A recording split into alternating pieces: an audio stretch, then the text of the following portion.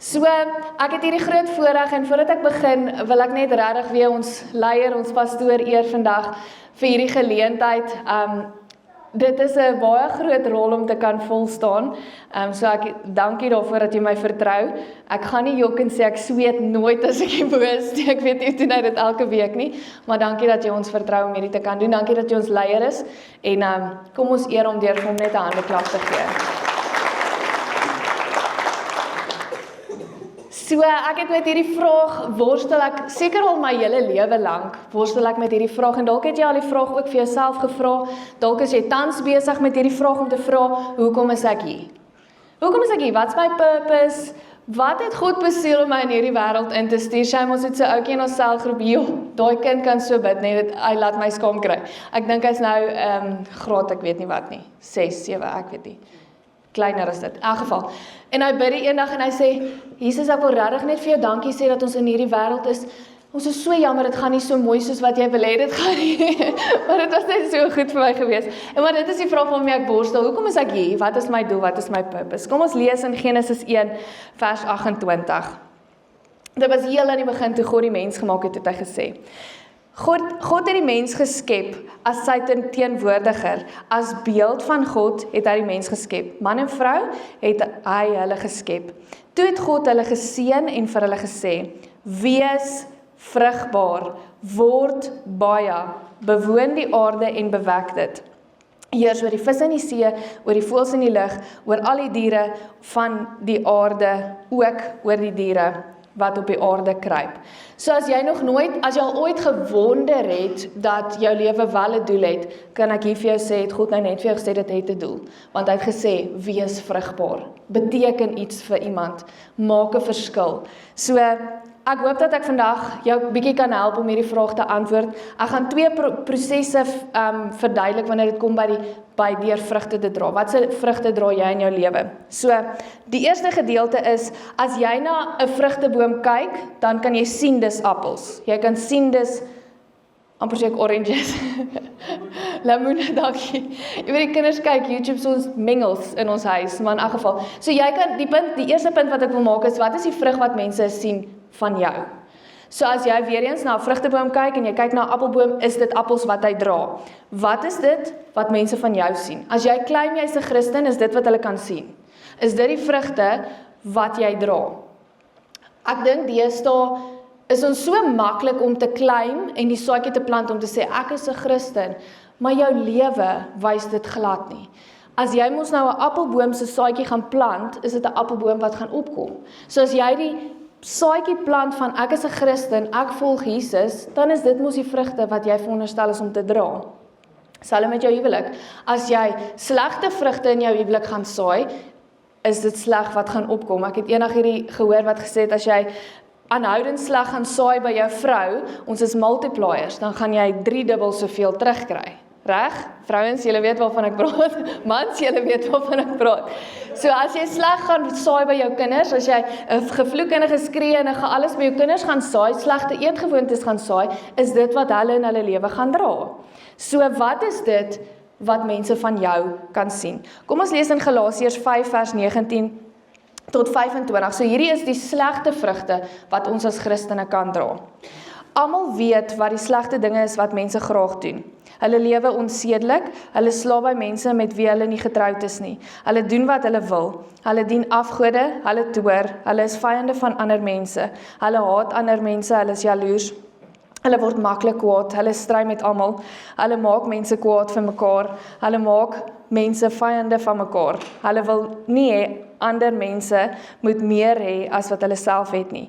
Hulle drink totdat hulle dronk is. Hulle hou willepartytjies. En hulle doen nog meer slegte dinge. Ek het voorheen vir julle gesê, en ek sê dit nou weer, mense wat hierdie dinge doen, sal nie die ewige lewe kry nie. Die lewe van God, die koning. Maar as die Heilige Gees mense se lewens regeer, dan doen hulle goeie dinge. Hulle is lief vir ander, hulle is bly, hulle maak vrede, hulle is geduldig, vriendelik en goed. Hulle doen wat hulle beloof. Hulle word nie maklik kwaad nie, hulle bly kalm. Die wette sê, al hierdie dinge is goed. Ja, die mense wat aan Christus Jesus behoort, het opgehou om slegte dinge te doen. Hulle wil dit nie meer doen nie. Die Heilige Gees het die ware lewe vir ons gegee. Daarom moet ons ook vir die Gees vra om ons lewe so te regeer.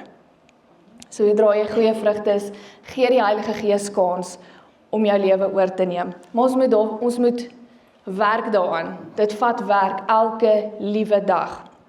So, wanneer ons sê ons is Christene en ons sê, okay, ek volg Jesus, dan moet ons die Heilige Gees toelaat om deur ons te werk, sodat ons actually die appels kan dra, as ons sê ons is 'n appelboom.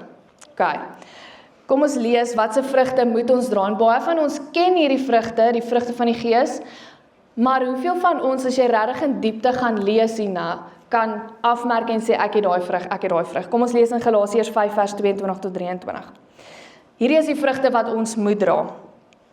Die vrug van die Gees, daarteenoor is liefde, vreugde, vrede, ons skiep daai in, vriendelikheid, goedhartigheid, getrouheid, nederigheid en ek skiep daai in. Okay, so die punt wat ek probeer maak is, ek wil hê julle moet verstaan dat hierdie boodskap nie net vir julle bedoel is nie. Toe ek hierdie boodskap bymekaar gesit het, het ek nagte om wakker gelê, want ek het so presies dit gedoen en ek het gelees en ek gesê, ek op hierdie stadium voel dit of ek meer slegte vrugte as goeie vrugte dra.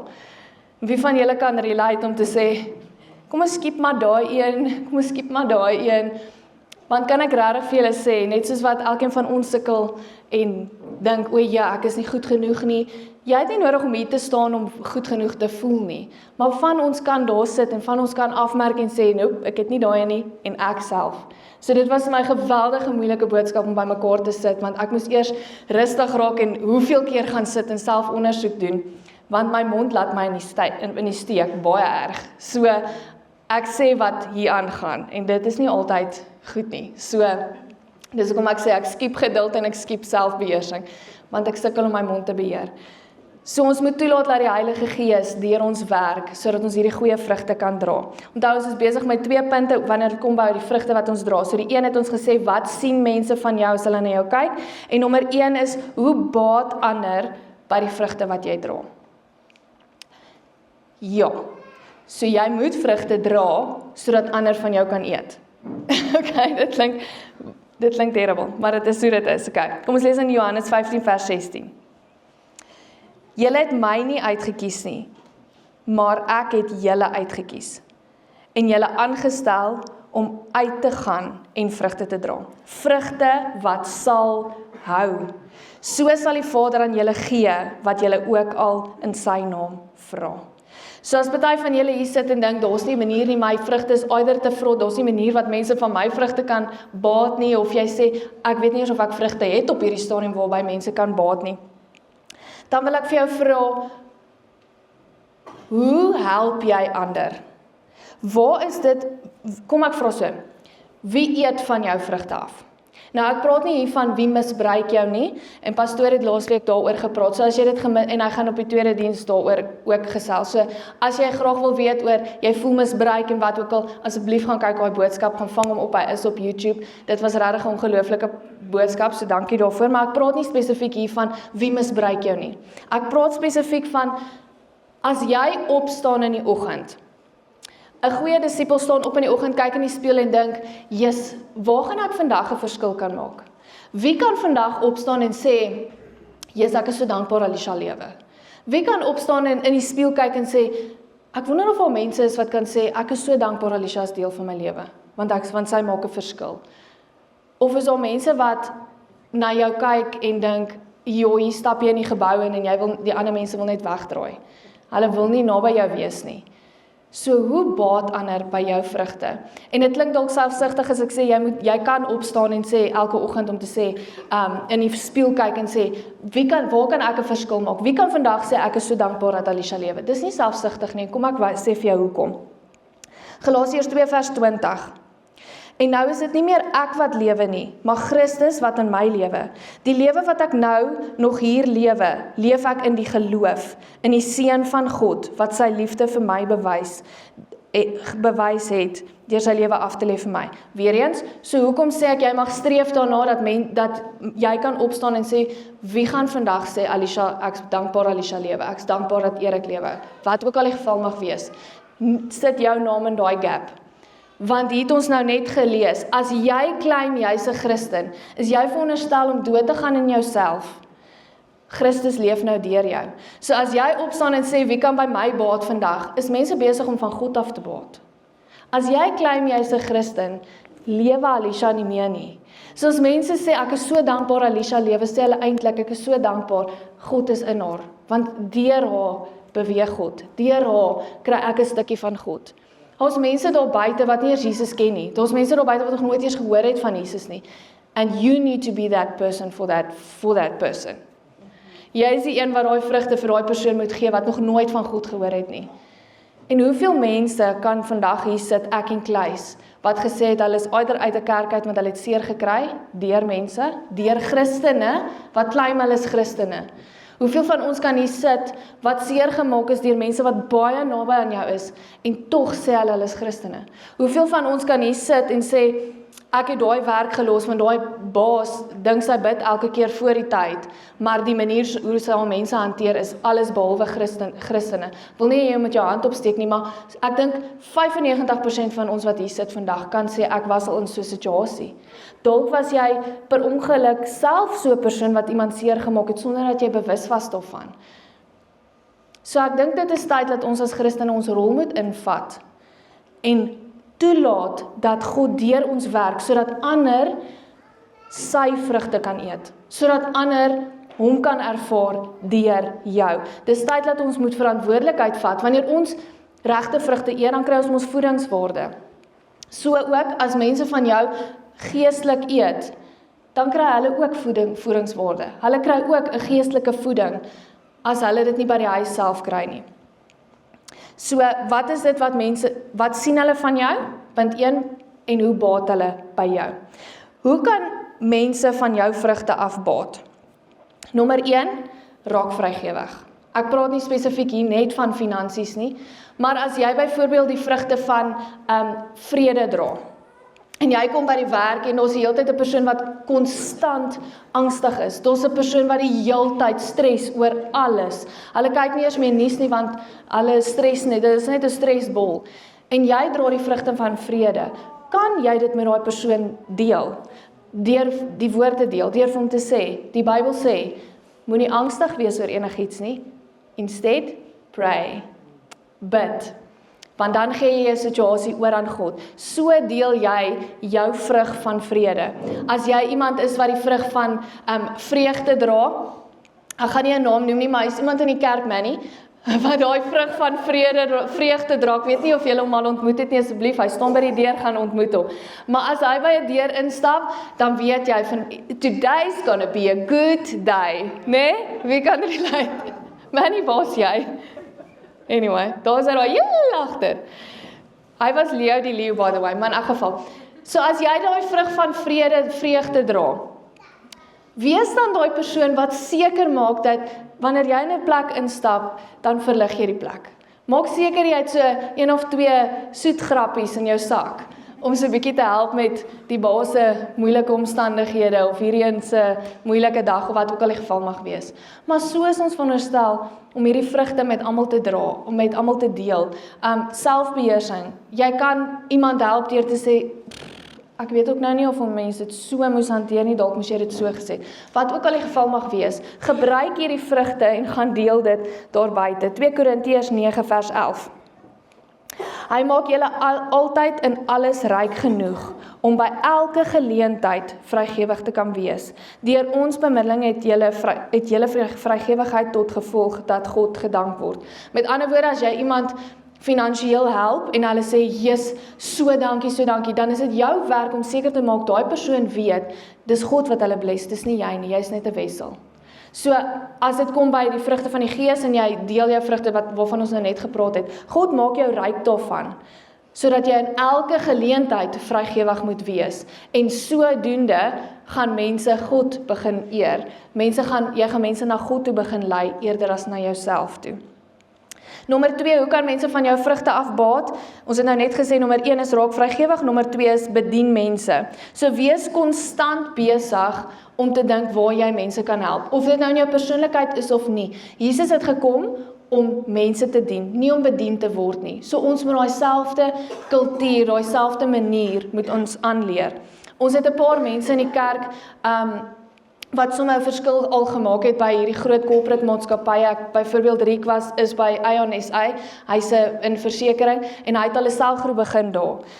Gert het in Standard Bank het hy al 'n gebedskamer gekry. So ek weet nie wie werk in al hierdie corporate wêrelde nie, maar jy weet, dit is redelik moeilik om tot op daai punt te kom. Rudy bid vir saam sy werkers voor die tyd. Ons het talle onderwysers. Maak nie saak wat die wetgewing sê nie, ons sal daai uitkat op die online. Maak nie saak wat die wet sê nie, maar hulle maak seker dat hulle voor die tyd bid en saam worship voordat hulle die dag begin by die skole. So jy kan 'n verskil maak daar waar jy is. Moet net nie bang wees daarvoor nie. Hoe kan jy byvoorbeeld Hoe kan jy 'n verskil maak op pad werk toe? Jy weet, want dit is waar die duiwel jou al begin toets. Ek gaan nie vra wie het road rage nie. Jy weet self of jy road rage het of nie. Maar op pad werk toe, dan is daar hierdie wit bussies met 100 mense in wat jou vrugte baie goed toets daai dag, reg? Nou jy kan 'n verskil maak. Hoe kan jy dit doen? Jy gee vir hom pad en jy sê vir hom, daar gaan jy. Be blessed. Ja, pisang. Moenie vloek nie. Moenie vloek nie. Hol asem. Pastoor het nou die dag getel. 1, 2, 3, 3, 2, 1. Dan gaan jy. Okay. So die duiwel toets jou nog voordat jy by die werk kom. Maar maak seker jy maak 'n verskil elke liewe keer. Nommer 3. Deel God orals. Dit wat God al in jou lewe gedoen het, maak seker jy deel dit met mense. In Spreuke 11 vers 30. Wie die wil van die Here doen, is 'n bron van lewe. Die mense wat wysheid het, red lewens. Met ander woorde, jy moet die een wees wat lig bring waar daar donkerte is. As jy agterkom, daar's vriende wat deur 'n moeilike tyd gaan wees daar, wees die lig, probeer. Ja, dit is steeds hulle keuse of hulle gaan aankarring of wat ook al hulle mee besig is. Maar wees net die lig, wees net daar en probeer soveel soos wat jy kan. Ek's amper klaar. Hoe kan jy begin om goeie vrugte te dra? Nommer 1. Jy moet God eerste kies. God het ons nou gelees, hy het ons klaar gekies. Dis nou tyd dat ons hom terugkies. En dan nommer 2 is, jy gaan konstant moet besig wees met jou saadjie wat jy geplant het. Nou ek het nie groen vingers nie, my goed vrek as ek dit probeer aan die lewe hou. Dit werk nie altyd, maar ek weet, as jy 'n saadjie plant, moet jy tog aandag gee. Party van hulle het son nodig, party van hulle het koelte nodig, party van hulle het baie voedingswaarde nodig, party van hulle het baie water nodig, maak nie saak wat die geval is nie. Jy gaan konstant moet besig wees met daai saadjie, vir daai saadjie om te kan begin groei. So jy gaan konstant moet besig wees met jou Bybel elke liewe dag. Jy gaan elke liewe dag moet bid. En ek wil wel vir julle sê ook, ouers, ek gaan na julle kant toe kom, dis baie belangrik dat die kinders in jou huishouding kan sien dat jy besig is om tyd te spandeer saam met God. Dis baie belangrik dat hulle kan sien dat God vir jou belangrik is. Ek het baie keer al die kiesministery klasse gedoen en so, en dan is dit vir my so skrikwekkend om te sien, die oomblik as ons vir die kindertjies vra, wie wil saamkom dans, wie wil saamkom bid, wat ook al, dan sak hy koppies, juffrou net nie, ek moet my nie raak sien nie, asseblief nie, net nie vandag nie. Hoekom? Want hulle sien nie. Hulle weet nie. Hulle weet nie om te bid nie, so dan raak hulle angstig, because this is the unknown. Die juffrou vra vir my om te bid, maar ek weet nie. Wat sê ek? Wat doen ek? Hoe praat ek? So dis ons as ouers se verantwoordelikheid om seker te maak dat daai saadjie al in jou huis begin geplant word. En hulle moet sien dat jy konstant besig is om Bybel te lees en te bid en 'n verhouding met God te bou. Want ons vrugte dra oor na ons kinders toe. As jy wonder en jy dink, "Jesus, hierdie klink vir my na so werk, klink asof ek na die wêreld toe moet gaan, preach the gospel, make disciples," dis wat die woord sê. Maar begin klein. Begin by jou man, by jou vrou, by jou kinders. Maak daar eers 'n verskil. Maak seker hulle baat in jou huishouding. Dan begin jy oorbeweeg na jou volgende kringetjie toe wat jou familie is. Dan begin jy volgende beweeg na jou werksmense en so aan. En so begin mense 'n verskil, so maak jy 'n verskil soos waar jy gaan. Papas, dis belangrik. Jy moet die voortou neem. As mamma vergeet, maak seker dat jy opstaan en sê, ons het nog nie gebid nie, kom ons bid gou voordat ons slaap of wat ook al die geval mag wees. Mans, dit is so belangrik, staan jou skoene vol en maak seker dat jy jou kinders wys, hoe word dit gedoen. Maak kerk 'n prioriteit. Kerk is vir God belangrik, anders sou dit nie bestaan het nie. Maak seker dat dit in jou huishouding ook belangrik is. Moenie net once in a blue moon kom nie, want dit gaan nie help nie. Met ander woorde, as jy nie konstant besig is om aan jou saadjie te werk nie, is dit net so goed jy teken aan by 'n gym en verwag iemand anders moet vir jou sterk word. Dit sal nogal cool wees. Ek gaan nie vir jou jok nie. So as ek net my tekkies hoef aan te trek en iemand anders hardloop vir my, dit sal amazing wees. Maar dit is ongelukkig nie hoe die woord van God werk nie. Dis nie hoe die verhouding met God werk nie. So moenie dink om so nou en dan kerk toe te kom, dat ons vir jou gaan sterk word nie. Dis 'n elke dag se proses wat jy by God moet uitkom. En dieselfde met kerk.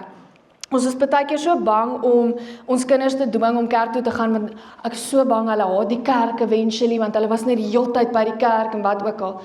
Maar hoekom is ons dan besig om ons kinders te dwing om hulle kamers op te ruim? Dit bring ons goeie waardes. Jy is besig om jou kinders te dwing om tande te borsel. Dit bring goeie higiëne. Jy is besig om hulle te dwing langs die sportveld, want hulle het 'n talent. Ons is nie bang om dit te doen nie, maar wanneer dit kom by kerk, dan sit 'n probleem. Net nie dit nie, ek wil hulle nie dwing nie. Dis tyd dat ons as mamma en pappa ons rolle invat, ons skoene vol staan en ons kindertjies nou maar dwing. Reg? Tieners, ons kinders moet gedwing word, hulle is nog klein. Maar tieners is geneig om weg te bly. Dis okay as hulle nog in die bed slaap, want gisterand het hulle tot laat wakker gebly met wat ook al. Dis tyd dat ons as ouers prioriteite in plek sit, sodat ons as gesin kan begin vrugte dra. Amen? Psalm 92 vers 13. Maar mense wat reg doen, is soos 'n palmboom wat groei, soos 'n sederboom wat hoog groei op die Libanonberg. Hulle is soos 'n boom wat by die tempel staan en wat vrugte dra op die oop stukke grond van ons God. Hulle dra vrugte ook wanneer hulle oud is. Hulle is sterk en altyd groen. In Engels sê hierdie skrifgedeelte vir my so mooi, dit gaan spesifiek oor kerk. Hy sê, be planted in the house of the Lord and you will bear fruit even in your old days. Wie van julle wil lank oud word? Nog lank bestaan en goeie vrug dra? Ek wil. So, maak seker, you are planted in the house of the Lord. Gaan slaan daai wortels iewers vas. Jy het jou gewone wêreldse huis, waar jy gemaklik voel, waar jy jou lewe doen, maar dan jy jou Christelike huis, waar jy jou wortels moet vastslaan. Hier is 'n hele gemeenskap van ons, wat 'n verskil kan maak, but be planted. En planted beteken nie church hopping nie, want jy kan nie 'n boom uittrek en hom hier plant, en dan weer uittrek en hom hier plant nie. Een plek waar jy veilig voel, waar jy voel, jy 'n verskil kan maak, slaan daai wortels vas en maak 'n verskil. Ek het nou gesê, so as jy nie voel jy wil nie 'n verskil maak nie, of dan gaan jy eventually doodgaan. Kom ek lees vir ons. In Johannes 15 vers 5 tot 8, dan sal julle verstaan. Ek is die wingerdstok, dis wat God wat sê, ek is die wingerdstok, julle die lote. Wie in my bly en ek in hom, dra baie vrugte. Want sonder my kan julle niks doen nie. As iemand nie in my bly nie, word hy weggegooi soos 'n loot en hy verdroog. Die mense maak sulke lote bymekaar en gooi dit in die vuur en verbrand. As julle in my bly en my woord in julle, vra dan net wat julle wil hê en julle sal dit kry. My Vader word juist daardeur verheerlik dat julle baie vrugte dra en my disippels is. So wees consistent. Maak tyd saam met God. So, dit is hoekom my boom vandag hier is, want ek het 'n takkie gaan uithaal. Laasweek was hy nog mooi, nou kan julle sien, hierdie week is hy lekker verdroog. Oh my word. Okay. So, hierdie skrifgedeelte het nou net vir ons gesê, ek is die wingerdstok, wie in my bly en ek in hom dra baie vrug. Hierdie takkie het laasweek nog blaartjies gehad, want ons het hom vars afgepluk. Maar kyk hoe lyk hierdie takke nou. Hy beteken net mooi niks, hoekom? want hy is nie in iets vas nie. Hierdie takkie beteken niks, en dis presies wat ons nou net gelees het. Word hy weggegooi soos 'n loot en hy verdroog. Die mense maak sulke lote bymekaar en gooi dit in die vuur.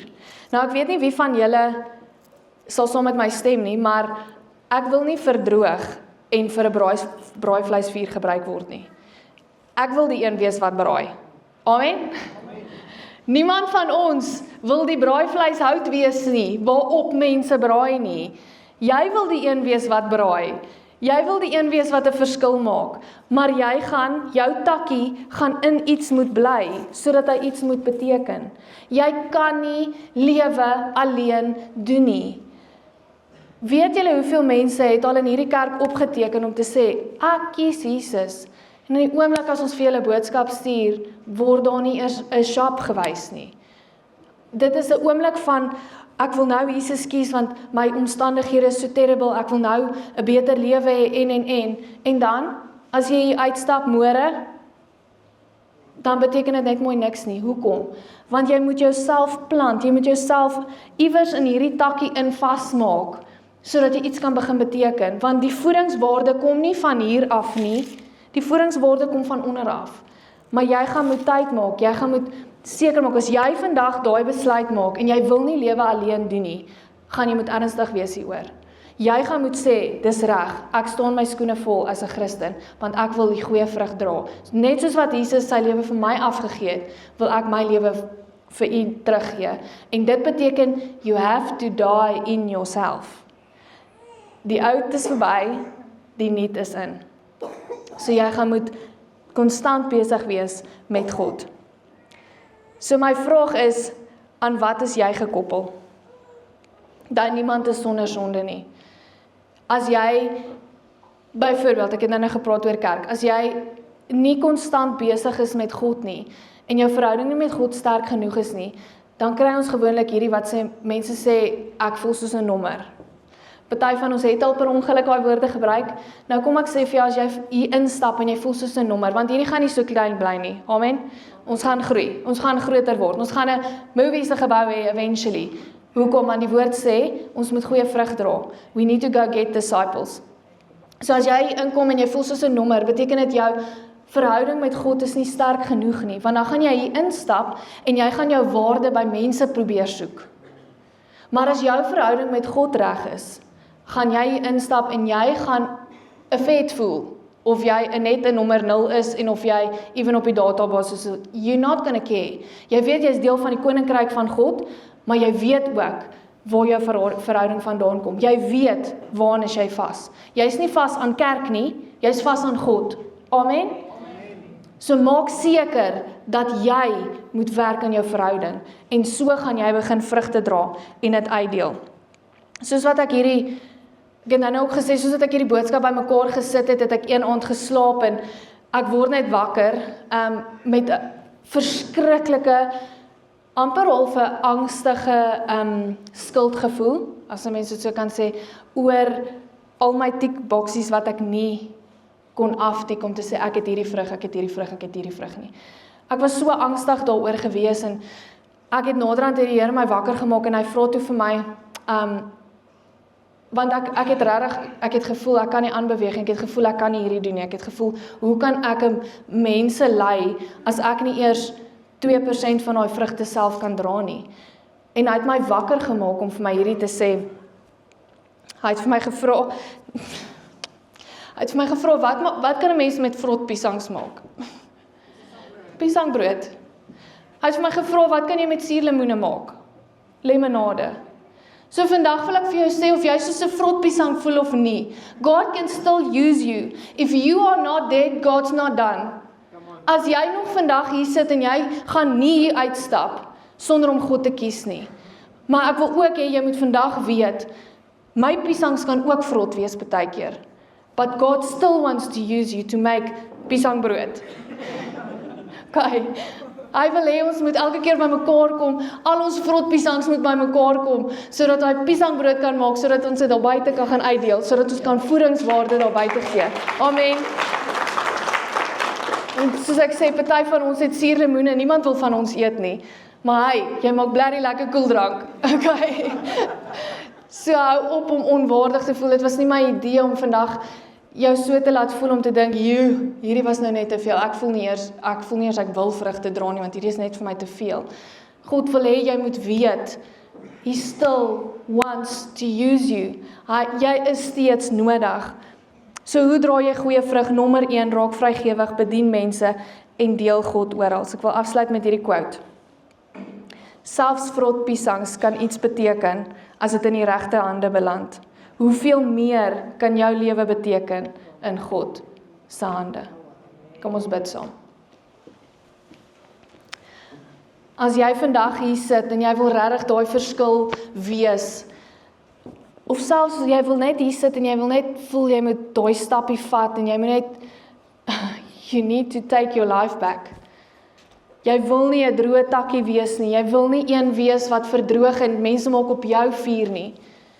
You want to be the one wat braai, jy wil die een wees wat 'n verskil maak. Ek wil vandag vir jou daai geleentheid gee. Moenie hier uitstap as jy nie Jesus gekies het nie. Moenie hier uitstap en net claim en wil claim jy's 'n Christen nie. Stap hier uit en wees ernstig oor God.